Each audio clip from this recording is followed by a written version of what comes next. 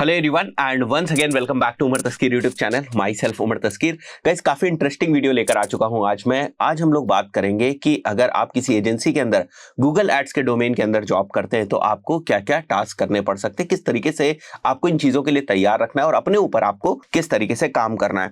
तो अलग अलग मैंने यहाँ पर आपकी जॉब प्रोफाइल के अंदर क्या क्या टास्क हो सकते हैं, उनकी तैयारी कैसे करनी है, उनको मैंने लगभग 10 जो पॉइंटर्स हैं उनमें डिवाइड करके रखा हुआ है। एक एक करके हम लोग देखेंगे इन चीजों को, right.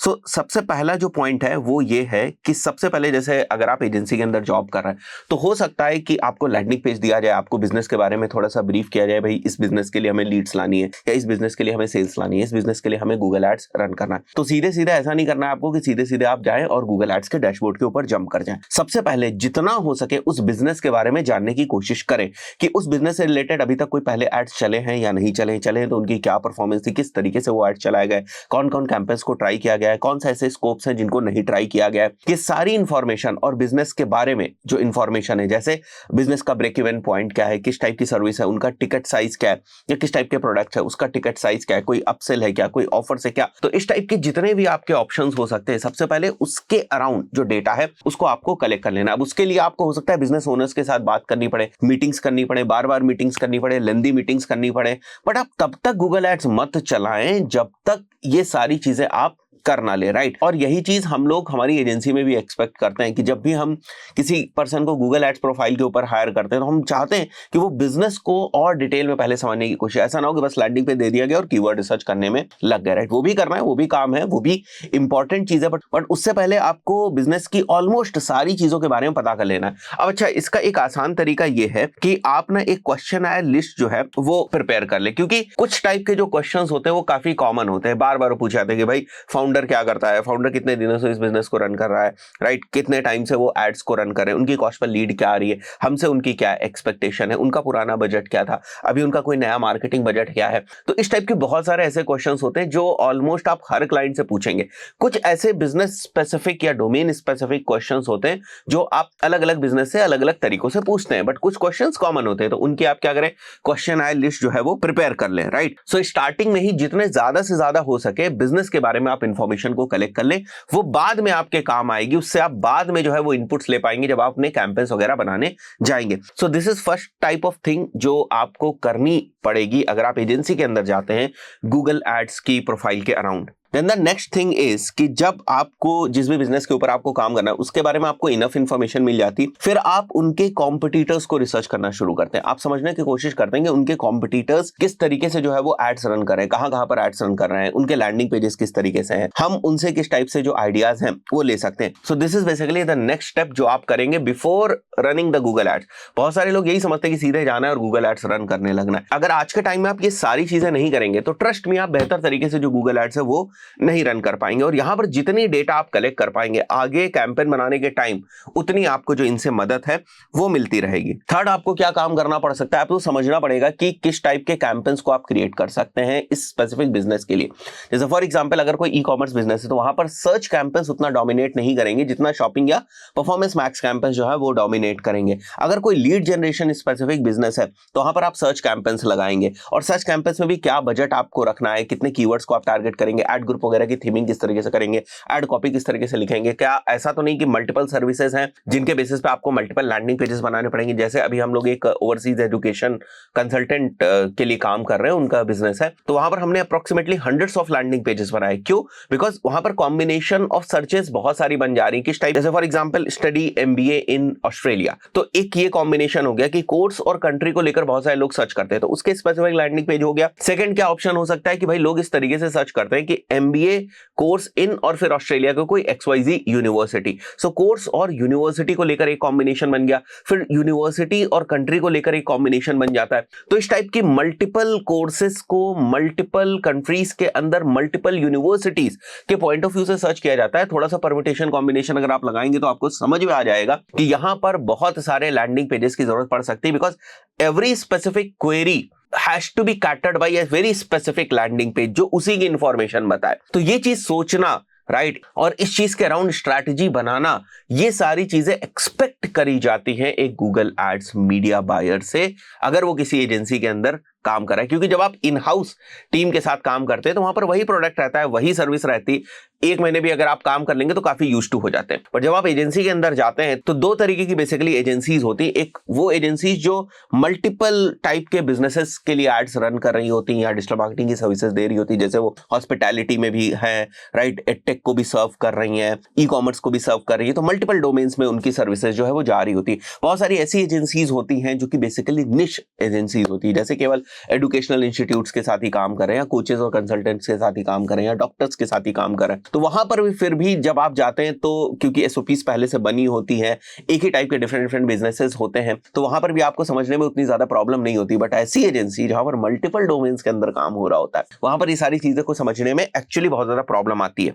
So third point is basically कि ये चीजें भी आपको करनी पड़ेंगी। फाइन, फोर्थ और थर्ड एक ही जैसा है, जैसे मैंने आपको बताया कि आपको प्रॉपर कीवर्ड रिसर्च, जो थीमिंग है, कैसे आपको यूज करना है, कैंपेन एड ग्रुप का स्ट्रक्चर किस तरीके से रहेगा, जैसे मैंने भी आपको एक ओवरसीज एजुकेशन कंसल्टेंसी का एग्जांपल दिया है। फिफ्थ इज बेसिकली हम बहुत सारे अकाउंट्स को ऑडिट करते हैं। हम क्या गलती देखते हैं कि उनके जो कैंपेन्स में सही तरीका है कन्वर्जन सेटअप होने का, आज के टाइम में 2024 के हिसाब से उस तरीके से जो कन्वर्जन है वो सेटअप नहीं है। कहीं पर जो है वो प्राइमरी कन्वर्जन सबको कर दिया गया है, कहीं पर जो है वो कन्वर्जन वैल्यू नहीं पॉपुलेट हो रही है। ऐसे बहुत सारी गड़बड़ी हम लोगों ने देखी हुई है, और ऐसे अकाउंट्स में देखा हुआ है जिनको पहले किसी ना किसी एजेंसी ने रन किया हुआ है। तो अगर आप किसी एजेंसी के अंदर as a Google media buyer जाते हैं तो आप मान के चले कि ये सारी चीजों के ऊपर भी आपको काम करने की जरूरत है। जब आपके पास एक बिजनेस आता है या हम लोग लैंडिंग पेज को देखते हैं, सबसे पहले हमारे दिमाग में यही जाता है कि इसमें ट्रैकिंग की क्या क्या पॉसिबिलिटीज, आखिर हमको क्या क्या ट्रैक करने की जरूरत है। और यहीं से आपको समझ में आएगा कि जो पहला पॉइंट हम लोगों ने डिस्कस किया था कि जब आप बिजनेस ओनर के साथ बैठते हैं, उनसे बात करते हैं और उनके गोल्स वगैरह को समझने की कोशिश करते हैं, तब आप उससे रिलेट कर पाते हैं कि अच्छा, हमें ट्रैकिंग में ना ये सारी चीजें सेटअप करनी, because this is something which is important for us, right. मैंने बहुत सारे लोगों को देखा है कि वो बिजनेसेस को ठीक से समझते नहीं, स्पेशली मीडिया बायर्स, और गलत टाइप के कैंपेन्स, गलत टाइप के गोल के पॉइंट ऑफ व्यू से चला देते हैं और फिर दिक्कत होती है। यही मैंने यहाँ पर सिक्स्थ पॉइंट में भी मेंशन किया हुआ है कि as a Google ads media buyer आपको देखना है कि जो आपने स्टार्टिंग में गोल्स अलाइन किए थे आप उनको मीट कर पा रहे हैं या नहीं कर पा रहे हैं। Seventh is very fundamental thing, अगर आप गूगल एड्स टेक्निकल लेवल पर रन करते हैं तो ऑप्टिमाइजेशन का स्कोप हमेशा रहता है। So optimisation is all together very separate technical topic, but ये काम भी गूगल एड्स मीडिया बायर का होता है कि वो प्रॉपरली कैंपेन्स को ऑप्टिमाइज करे, देखे कि अगर वो सीपीएल को रिड्यूस कर सकता है, अनवांटेड क्लिक्स कहीं से आ रही है, अनवांटेड क्वेरीज के ऊपर हम दिख रहे हैं, राइट, हमारा सीटीआर ठीक नहीं आ रहा है, हमारा कन्वर्जन रेट जो डिजायर्ड होना चाहिए या जो स्टैंडर्ड है इंडस्ट्री का उसके हिसाब से हमें कन्वर्जन रेट नहीं मिल रहा है, हम प्रॉफिटेबल नहीं हो पा रहे, क्या हम कुछ 1-2% का कहीं पर कन्वर्जन रेट को लेकर इंप्रूवमेंट कर सकते हैं। तो ऐसी बहुत सारी चीजों के अराउंड ऑप्टिमाइजेशन के स्कोप को ढूंढना एंड देन उस ऑप्टिमाइजेशन को डिप्लॉय करना is again a work of media buyer. अब जब हम ऑप्टिमाइजेशन की बात करते हैं, बहुत सारे लोग समझते हैं कि सारा का सारा ऑप्टिमाइजेशन ना गूगल एड्स डैशबोर्ड के अंदर ही होता है। नहीं, ऐसा नहीं है। बहुत सारे केसेस में आप कन्वर्जन रेट का ऑप्टिमाइजेशन करते हैं, विच इज बेसिकली सीआर, और वो आप अपने लैंडिंग पेज के ऊपर करते हैं। तो ऐसा नहीं कि सारे का सारा ऑप्टिमाइजेशन आप हमेशा गूगल एड्स डैशबोर्ड्स के अंदर ही करते रहेंगे। सो this is again a very important work of, और we can say one of the most important work of Google Ads media buyer. Eighth is basically regularly looking for more ideas. बहुत जबरदस्त चीज। देखिए क्या होता है कि जैसे फॉर एग्जांपल आपने कोई कैंपेन चलाया और लीड्स का प्लान था आपका, आपके पास लीड्स आने लगी। जब आप क्लाइंट्स के साथ इंटरेक्ट करेंगे, स्पेशली जैसे मैं बात कर रहा हूं आपसे कि एजेंसी में जब आप काम करेंगे तो क्लाइंट्स हमेशा आपसे पूछेगा सर और क्या कर सकते हैं, और बेहतर क्या कर सकते हैं। सो आपको ना हमेशा अपना दिमाग जो है ना वो चलाते रहना है। आपको ना एक तरीके से सेटल नहीं हो जाना है कि भाई ठीक है यहाँ पर जो है वो परफॉर्मेंस ओके आ रही है तो हम सेटल हो जाते हैं। ऐसा नहीं है, आपको ये सोचना पड़ेगा कि हम और बेहतर क्या कर सकते। It's not only about the optimisation. जैसे फॉर एग्जांपल आप कहोगे सर कॉस्ट पर लीड जो है वो 100 की आनी चाहिए थी, 100 की आ रही है और ही उसमें क्या ऑप्टिमाइज कर ले। बट आपको सोचना पड़ेगा क्या बिजनेस को स्केल करने के लिए हमें नंबर ऑफ लीड्स बढ़ानी पड़ेंगी, राइट, या हम कितनी नंबर ऑफ लीड्स को प्लान करें per month, right. So there has to be something better than what you are doing as of now. So you have to plan something जो हमेशा बेहतर हो जो आप अभी कर रहे हैं। Fine, so this is something which is very much expected from the clients also. Generally कुछ क्लाइंट्स हमारे ऐसे हैं जो 1-2 महीने के बाद ही हमसे मीटिंग करते हैं। ऐसा नहीं कि वो हर 5 दिन बाद 10 दिन बाद के मीटिंग करते हैं। So we set goal for 1 month and वो 1 महीने बाद फिर हमारे साथ बैठते हैं कि हाँ उमर हम कहाँ तक पहुंचे हैं, क्या चीजें हम नेक्स्ट प्लान कर रहे हैं, हमने जो गोल डिसाइड किया था इस मंथ के लिए क्या हम वो वहां पहुंच पाए। एंड अगेन ये डिपेंड करता है कि बिजनेस किस तरीके है। जरूरी नहीं कि हम मंथ बाई मंथ ही गोल बनाएं, कहीं कहीं पर हम 3 मंथ्स के गोल बनाते हैं, कहीं पर हम 4 मंथ्स के गोल बनाते हैं। भाई एसईओ के पॉइंट ऑफ व्यू से अगर मैं बात करूं तो आप फर्स्ट मंथ में आप क्या करेंगे, जो प्लानिंग वगैरह वही आप कर सकते हैं, ऐसा तो नहीं कि 100% एग्जीक्यूशन आपका एसईओ के पॉइंट ऑफ व्यू से फर्स्ट मंथ में ही हो जाएगा। स्ट्रैटेजिक लेवल पर चीजें होती है फर्स्ट मंथ में, तो वहां पर जो रिजल्ट्स हैं उनको आने में थोड़ा सा टाइम लगेगा। तो जब रिजल्ट्स आएंगे तब आप उसके आगे का डिस्कशन करेंगे ना कि भाई हाँ ठीक है, ये यहां तक हम पहुंचे and now this is something जो हम नेक्स्ट प्लान करें। आई बिलीव ये चीज आपको समझ में आई होगी। 9th is client interaction becomes a task in agency too. But इसका मतलब ये नहीं है कि आप 24/7 अवेलेबल है। You have to communicate to client in such a way कि उनको ना 6-7 बजे के बाद, ऑफिस आवर्स के बाद जरूरत ही ना पड़े। जैसे फॉर एग्जांपल अब पता चला क्लाइंट को आपने पूरे दिन कोई समरी नहीं दी या कुछ बताया नहीं, और जरूरत थी बताने की, वहां पर आपने कुछ नहीं बताया, तो जाहिर सी बात है हो सकता है क्लाइंट आपको 8 बजे पोक कर दे या 9 बजे मैसेज कर दे आपको या 10 बजे मैसेज कर दे। ये बहुत ही यूजुअल है स्पेशली इंडियन मार्केट में। अगर आप बाहर काम करेंगे तो वहां पर तो लोग आपको सैटरडे संडे को भी दुखी नहीं करते हैं, यहां पर तो आपको लोग सैटरडे संडे को भी मैसेज कर देंगे। This is how Indian market works. अब उसमें हमें नहीं पढ़ना है, बट लोग मैसेज कर देंगे, फाइन। बट जब आप अपनी तरफ से तैयार रहते हैं कि भाई मैंने ना 5 बजे उस पर्सन को बता दिया कि मैंने आज क्या क्या काम किया है, this is what we are going to do, कल या परसों या whatever the plan of action is, एक मोटा मोटा ब्रीफ टाइप का। वैसे जरूरत नहीं पड़ती कि रोज आप बात करो, बट जब भी आपको लगता है ना कि ये कन्वे हो जाना चाहिए था क्लाइंट को, उसको आप कन्वे कर दें।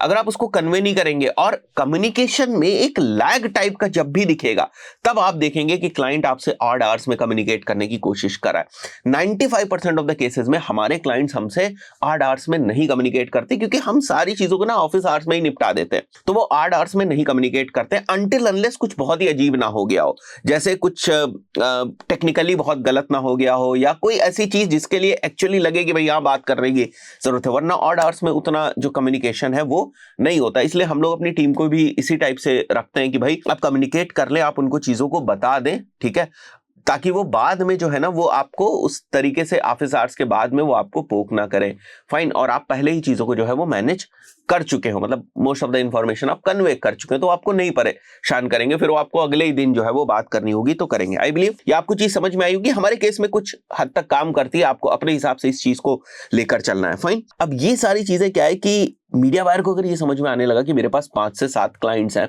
एंड आई शुड नो कि मेरे को किस क्लाइंट को प्रायोरिटी पे रखना है, किस क्लाइंट को कब मैसेज भेजना है, किस क्लाइंट से कब कम्युनिकेशन करना है, किस क्लाइंट से कब मीटिंग करनी है हमें, किस क्लाइंट को कब हमें प्लान ऑफ एक्शन देने की जरूरत है। अगर आपको ये चीज समझ में आ गई कि how you organise yourself for your projects, तो इसका मतलब आप समझ जाइए कम्युनिकेशन ऑटोमेटिकली काफी स्मूथ हो गया, राइट। अपने करियर के शुरुआती दिनों में मैंने इस चीज से बहुत स्ट्रगल किया, बट टाइम के साथ मुझे धीरे धीरे चीजें समझ में आई, और मैंने भी पर्सनली जब मैं बहुत सारे क्लाइंट्स को मैनेज करता था तब मैंने भी इसी टाइप से जो अपना क्लाइंट इंटरैक्शंस है या क्लाइंट डीलिंग है उसको स्मूथ किया था। And the 10th point for Google ads media buyer is you need to be a good team player. अकेला गूगल एड्स का अकाउंट सारा इकोसिस्टम नहीं बनाता है लीड जनरेशन का, ये सेल्स का। वहां पर लैंडिंग पेजेस होते हैं, वहां पर हो सकता है अगर आप डिस्प्ले कैंपेन्स रन कर रहे हैं तो बहुत सारे क्रिएटिव्स होते हैं, ग्राफिक्स होते हैं, मोशन ग्राफिक्स होते हैं, यूट्यूब के ऊपर अगर आप कैंपेस रन कर रहे हैं तो वीडियोज होते हैं। So you can not do each and everything independently, right. So आपको कम्युनिकेट करना पड़ेगा टीम से। सो यू शुड नो कि मेरा प्रोजेक्ट की क्या प्लानिंग है और उसके हिसाब से मुझे कब कब कौन कौन सी रिसोर्सेज जो है उनकी जरूरत है, बीच में टाइम नहीं वेस्ट होना चाहिए। तो यहां पर भी आपको चीजों को ऑर्गेनाइज करने की जरूरत है। You have to be a very good team player कि किस तरीके से मैं कम टाइम में जो है वो अपने रिक्वायरमेंट की जो रिसोर्सेज हैं उनको अवेलेबल करा लूं अपने लिए। So these are the things जो इंपॉर्टेंट हैं अगर आप गूगल एड्स में जॉब करना चाह रहे हैं किसी एजेंसी के अंदर, राइट। इन हाउस टीम के अंदर थोड़ी सी चीजें आसान रहती है, बट एजेंसी के अंदर ये सारी चीजें होंगी। लोग क्या समझते हैं कि गूगल एड्स की हैक्स, टिप्स, ट्रिक्स सीख जाएंगे तो गूगल एड्स एक्सपर्ट बन जाएंगे। आप गूगल एड्स को क्लरिकल लेवल पर ही ऑपरेट कर पाएंगे। दिस इज समथिंग जो आपको basically complete Google ads practitioner बनाती है। जिन लोगों ने यहां तक देखा है कमेंट करके जरूर बताइएगा। And for the technical and strategical implementation of Google ads we are also running a course, जिसके बारे में बहुत सारे लोगों को पता है, बट अगर अभी तक किसी ने इनरोल नहीं किया तो कर सकता है। You can simply go to learn.umartaskir.com and here is the course. अब हमने इसके अंदर जो कम्युनिटी है उसको भी ऑन कर दिया है। So the students can interact, आपस में बातचीत कर सकते हैं, अपनी प्रॉब्लम्स को सॉल्व कर सकते हैं। हम कुछ नए लेक्चर्स को प्लान कर रहे हैं, हम कुछ लाइव सेशन को भी 1-2 प्लान कर रहे हैं। We are working on it कि किन किन चीज़ों को हमें किस तरीके से लेकर आना है, और भी बहुत सारी चीज़ों को करा जाएगा इस कोर्स के अंदर। 2 साल का एक्सेस है, द प्राइस इज 3499। आप चेक कर लीजिएगा, if there is any coupon running तो वो आप अप्लाई कर सकते हैं। सो आई बिलीव ये वीडियो आपको पसंद आया होगा। मिलते हैं नेक्स्ट वीडियो में, टिल देन गुड बाय।